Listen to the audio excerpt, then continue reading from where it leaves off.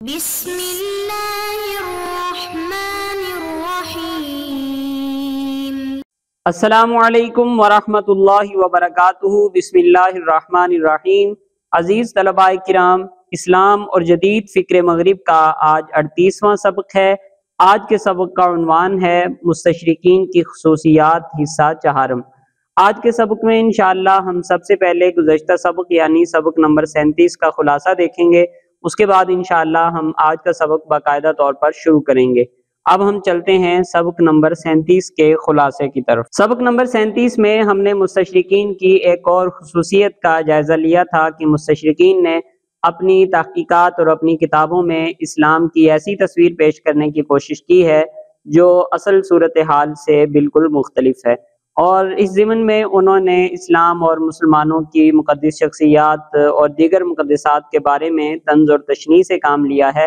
اگرچہ سارے مستشرقین نے اس طرح طنز اور تشریح سے کام نہیں لیا، لیکن زیادہ تر مستشرقین نے اسلام اور مسلمانوں کی جو مقدس شخصیات ہیں یا دیگر مقدسات ہیں ان کے بارے میں اس طرح طنز اور تشریح سے کام لیا۔ ہم نے مستشرقین کی کچھ ایسی کتابوں کا جائزہ بھی لیا جو اس حوالے سے بہت زیادہ مشہور ہیں، اور پھر ہم نے یہ بھی دیکھا تھا کہ کچھ مستشرقین نے ایسی باتیں بھی لکھی ہیں۔ مثال کے طور پر ہم نے عاصم حداد کی ایک بات کا جائزہ لیا تھا اور ایک اقتباس ہم نے دیکھا تھا جو ابھی بھی ہمارے سامنے موجود ہے،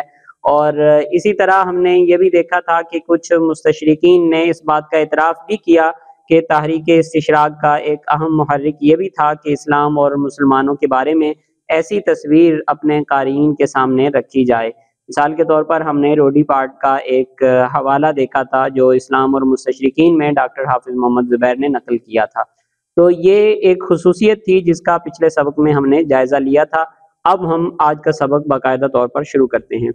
آج کے سبق میں ہم مستشرقین کی ایک اور اہم خصوصیت کا جائزہ لیں گے کہ اگرچہ مستشرقین کی کتابوں میں تشکیک، تحریف اور طنز اور تشنیع وغیرہ بھی ہیں، لیکن بہرحال ایک اہم اور بہت ہی مفید خصوصیت مستشرقین کی اور تحریک استشراق کی یہ بھی ہے کہ اس تحریک کے نتیجے میں مسلمانوں کو بہت سا علمی فائدہ بھی ہوا اور تحقیق ہوئی جس کے ضمن میں بہت سی کتابیں مسلمانوں کے ہاتھ لگی۔ اب مستشرقین کی یہ بہت بڑی خصوصیت ہے جس کا بڑے بڑے مسلمان علماء نے اس کا اعتراف کیا ہے کہ مستشرقین نے ایسے تحقیقی کارنامے بھی سر انجام دیے ہیں جو ان حالات میں مسلمانوں کے لیے مشکل تھے اور مسلمانوں کی توجہ اس دور میں اس طرف نہیں تھی۔ مثال کے طور پر ہم ابھی تذکرہ کریں گے سید ابو الحسن علی ندوی رحمہ اللہ کا۔ انہوں نے بھی اپنی ایک کتاب میں، بلکہ ان کا ایک مقالہ ہے جو انہوں نے ایک کانفرنس میں پڑھا تھا، اس میں بعد میں جب وہ شائع ہوا تو اس میں باقاعدہ ایک باب اور ایک عنوان قائم کیا ہے جس میں اسی بات کی طرف اشارہ کیا ہے کہ ہمیں مستشرقین کی علمی کاوشوں اور ان کی تحقیقات کا اعتراف ضرور کرنا چاہیے۔ تو یہ جو ان کی تحقیق ہے یہ بھی ایک اہم خصوصیت ہے جس کا ہم آج کے سبق میں جائزہ لینے والے ہیں۔ اس ضمن میں ہم دیکھتے ہیں کہ اسلامیات اور مغربی مستشرقین اور مسلمان مصنفین میں مولانا سید ابو الحسن علی ندوی نے یہ بات ذکر کی ہے۔ یہ انہوں نے عنوان قائم کیا ہے مستشرقین کی علمی کاوشوں کا اعتراف، اور اس کے تحت وہ لکھتے ہیں اس حقیقت کا اعتراف ایک صاحب علم کا علمی و اخلاقی فرض ہے کہ متعدد مستشرقین نے اسلامی علوم کے مطالعہ میں اپنی ذہنی و علمی صلاحیتوں کا فیاضانہ استعمال کیا۔ انہوں نے اس کام کے لیے اپنی زندگیاں وقف کر دیں۔ ان میں سے بہت سے فضلاء نے مشرقی اور اسلامی علوم کا موضوع سیاسی، اقتصادی اور مشنری اغراض و مقاصد کے ماتحت نہیں بلکہ محض شوق علم اور جذبہ بحث و تحقیق کی خاطر اختیار کیا، اور اس کام میں خاصی جگرکاوی اور دیدہ ریزی کا ثبوت دیا۔ یہ ہٹ درمی اور ناانصافی ہوگی کہ ان کے اس پہلو کا اظہار اور اعتراف نہ کیا جائے۔ ان کی کوششوں سے بہت سے نادر اسلامی مخطوطات جو صدیوں سے سورج کی روشنی سے محروم تھے نشر و اشاعت سے آشنا ہوئے، اور نادان اور نااہل وارثوں کی غفلت اور کرم خوردگی سے بچ گئے کہ کتنے علمی ماخذ اور اہم تاریخی دستاویزیں اول انہی کی کوششوں اور علمی دلچسپی اور شغف کے نتیجے میں منظر عام پر آئیں، جن سے مشرقی دنیا کے علماء و محققین کی آنکھیں روشن ہوئیں اور ان کا علم و تحقیق کا کام آگے بڑھا۔ تو اس میں آگے چل کے انہوں نے کچھ ایسی اہم تصنیفات کا اور تحقیقات کا بھی تذکرہ کیا جن سے مسلمان علماء اب بھی بہت زیادہ فائدہ اٹھاتے ہیں اور ماضی قریب تک تو بہت ہی زیادہ ان سے استفادہ کرتے رہے ہیں۔ تو اسے میں زوم کر دیتا ہوں، آپ اگر نقل کرنا چاہیں تو آسانی سے نقل کر سکیں۔ اب ہم یہ دیکھتے ہیں کہ مستشرقین کی یہ جو خصوصیت تھی تحقیق کی، اس کے 3-4 بنیادی مرحلے ہیں یا 3-4 بنیادی حصوں میں اسے تقسیم کیا جا سکتا ہے تاکہ ہمارے لیے اسے سمجھنا آسان ہو جائے۔ تو ان میں سے جو پہلا مرحلہ ہے یا پہلا حصہ ہے وہ ہے جو مسلمان مصنفین اور مسلمانوں ہی کے کام اور ان کی کتابوں پر مستشرقین نے تحقیق کی ہے، مثال کے طور پر تدوین کر دی یا احادیث مبارکہ یا قرآن مجید کا کوئی ایسا اشاریہ ترتیب دے دیا یا اور کوئی ایسی ڈکشنری لغت وغیرہ ترتیب دے دی جن سے ان کتابوں سے فائدہ اٹھانا آسان ہو جاتا ہے۔ تو ان تحقیقات کا جائزہ ہم اس عنوان کے تحت لیں گے، جس میں مسلمان مصنفین ہی کی کتابوں پر کوئی ایسا تحقیقی کام کیا جس سے ان کتابوں سے استفادہ آسان ہو گیا۔ تو ان میں ایک تو یہ بات ہے کہ انہوں نے بہت سے ایسے مسلمان مصنفین کے مخطوط جو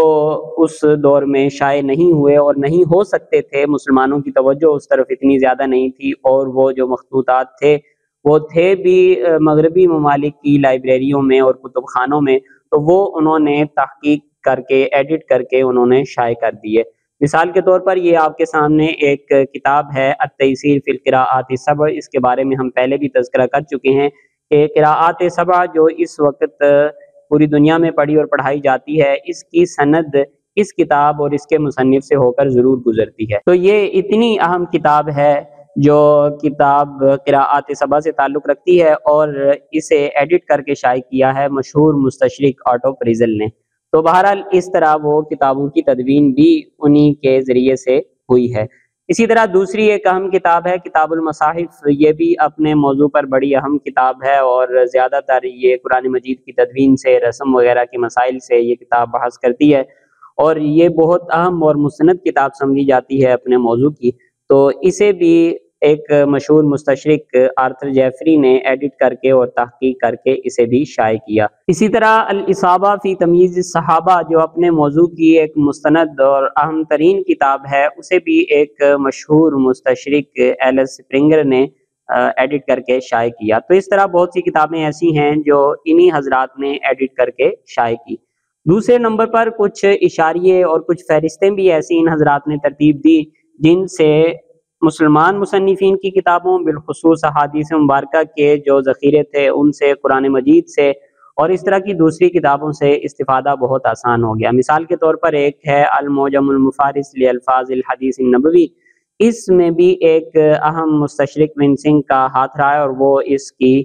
نگرانی کرتے رہے ہیں، انہی کی نگرانی میں یہ کام تکمیل تک پہنچا۔ اور اسی طرح ایک دوسرا کام ہے انہی کی ونسنگ جو مستشرق تھے، انہی کی نگرانی میں یہ کام ہوا، جسے بعد میں مفتاح کنوز سنہ کے نام سے فواد عبدالباقی صاحب نے عربی میں منتقل کیا، اور اس میں انہوں نے حدیث کے جو چند بڑے ذخیرے ہیں ان کے بارے میں اور اس طرح جو اصطلاحات وغیرہ ہیں ان کے بارے میں انہوں نے ذرا آسانی پیدا کر دی، فہرستیں سامنے آ گئی، مرتب ہو گئی، اور جو اصطلاحات تھی ان کی وضاحت وغیرہ ہو گئی۔ تو اس طرح کے جو کام ہیں یہ بھی مستشرقین نے کیے ہیں، اور ان کی تحقیق کا ایک بڑا حصہ یہ کتابیں ہیں جو انہوں نے مسلمان مصنفین ہی کی کتابوں پر کوئی نہ کوئی تحقیق کر کے اور کوئی ایسا کام کر کے جس سے مسلمان مصنفین کی کتابوں سے استفادہ آسان ہو گیا ہے، یہ اپنی کتابیں شائع کی ہیں۔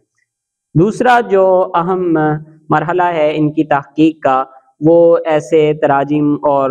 تفسیر ہیں جو قرآن مجید کے انہوں نے متعدد تراجم کیے، اور کسی ترجمے پر انہوں نے تفسیری حواشی بھی لکھ دیے۔ اس طرح کے جو ترجمے اور جو تفسیریں ہیں یہ بھی ان کی تحقیق کا ایک اہم حصہ ہیں، کہ اگرچہ انہوں نے مسلمان مصنفین یا اسلام ہی کے جو مصادر ہیں ان پر تو کوئی کام نہیں کیا، علیحدہ سے ان کا ترجمہ کر دیا ہے، ان کی تفسیر کر دیا، تو بہرحال یہ بھی زیادہ تر اسلام کے جو مصادر اصلی ہیں ان سے تعلق رکھنے والا کام ہے۔ مثال کے طور پر یہ ترجمہ ہے 12ویں صدی عیسوی میں یہ کام ہوا ہے، تقریباً 12ویں صدی عیسوی کے نصف میں جو رابرٹو پیڈرو نے یہ ترجمہ کیا ہے۔ اسی طرح ایک اور ترجمہ ہے جو لوئس مراکی نے کیا ہے 1698 عیسوی میں، 17ویں صدی کے بالکل آخر میں، اور اسی طرح یہ جارج سیل کا ترجمہ ہے جس میں اس نے تفسیری حواشی بھی لکھے ہیں۔ تو اس طرح کے جو تراجم ہیں اور انہی ترجموں کے ساتھ ساتھ انہوں نے کچھ تفسیری حواشی بھی ذکر کر دیے ہیں،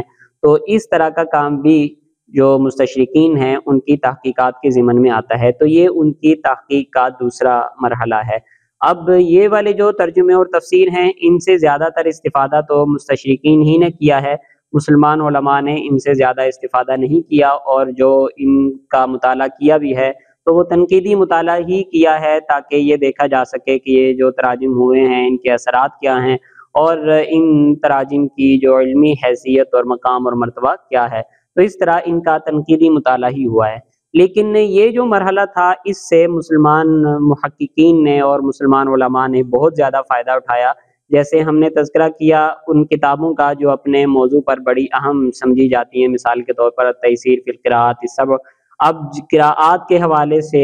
اس کتاب سے بہت زیادہ استفادہ کیا۔ ان کے جو معاصر علماء تھے انہوں نے تو اس دور میں کیا، لیکن جب بعد میں یہ کتاب باقاعدہ طور پر شائع ہوئی تو جتنے علماء موجود تھے قراءات کے حوالے سے جو استفادہ کرنا چاہتے تھے انہوں نے اس کتاب سے بہت زیادہ استفادہ کیا۔ اسی طرح کتاب المصاحف سے بھی مسلمان علماء نے بہت زیادہ استفادہ کیا، جو اس فن سے تعلق رکھتے تھے اور جو قرآن مجید اور علوم القرآن پر کام کرتے تھے انہوں نے اس کتاب سے زیادہ استفادہ کیا۔ اگلی جو دو کتابیں ہم نے ذکر کی ہیں جیسے المعجم المفہرس اور مفتاح کنوز السنہ، اس سے نسبتاً زیادہ تعداد میں لوگوں نے استفادہ کیا ہے، کیونکہ جو پہلے والی دو کتابیں تھیں وہ تو قراءات اور علوم القرآن ہی سے متعلق تھی، اور باقی جو دو کتابیں ہیں ان سے ہر اس آدمی نے استفادہ کیا ہے جسے حدیث مبارکہ سے کسی بھی قسم کا تعلق تھا، کیونکہ یہ احادیث مبارکہ سے تعلق رکھتی ہیں تو ان سے لوگوں نے زیادہ استفادہ کیا ہے۔ تو بہرحال جو مستشرقین کی کتابیں تھیں، جو ان کی تحقیق تھی،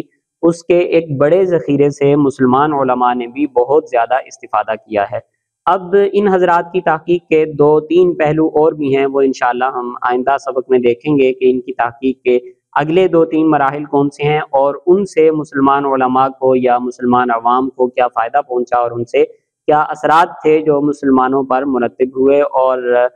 اسلام کی کیا خدمت ہوئی ان کتابوں سے۔ تو ان کتابوں کے حوالے سے ہم ایک اور بات بھی دیکھیں گے کہ اگرچہ ان کتابوں میں کچھ ایسی غلطیاں بھی ہیں جو تسامحات سے تعلق رکھتی ہیں، یہ ہم پہلے دیکھ چکے ہیں، اور کچھ صلاحیت کی کمی سے تعلق رکھتی ہیں، یہ بھی ہم پہلے دیکھ چکے تھے جب ہم نے تراجم قرآن کا جائزہ لیا تھا۔ مستشرقین نے جو تراجم کیے تھے باقاعدہ ایک سبق میں، بلکہ پوری سیریز میں دو تین اسباق میں ہم نے اس بات کا جائزہ لیا تھا۔ پھر ہم نے یہ دیکھا تھا کہ ان میں کچھ ایسی غلطیاں ہیں جو فطری طور پر ہو جاتی ہیں ہر تحقیق میں، اور کچھ غلطیاں ایسی ہیں جو صلاحیت کی کمی کی وجہ سے اور تعصب کی وجہ سے بھی کچھ غلطیاں ہوتی ہیں، وہ انشاءاللہ ہم آگے باقاعدہ کسی سبق میں دیکھیں گے کہ تعصب کی وجہ سے ہونے والی کون سی غلطیاں ہیں۔ تو آج کے سبق میں ہم صرف یہی دیکھیں گے۔ جزاکم اللہ خیرا، السلام علیکم ورحمۃ اللہ وبرکاتہ۔